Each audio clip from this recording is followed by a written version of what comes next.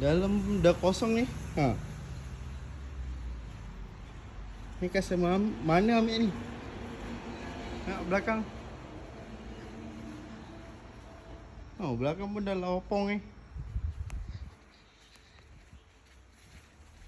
Alhamdulillah, terima kasih pada korang yang support untuk jualan hujung tahun.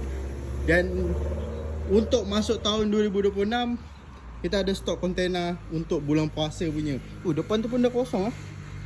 Ha, hari tu bawa kemah mana yang korang pernah tengok video sebelum ni. Bawa kemah ni penuh barang lagi. Ha, ni hujung dah kosong lah, dah lopong. Ini baru letak pun customer dah ambil. Design ukiran kerawang ni. Nampak? Orang tunggu. Tu gazebo tengah tu. Kita nak delivery area mana tu. Tu pun customer dah ambil juga.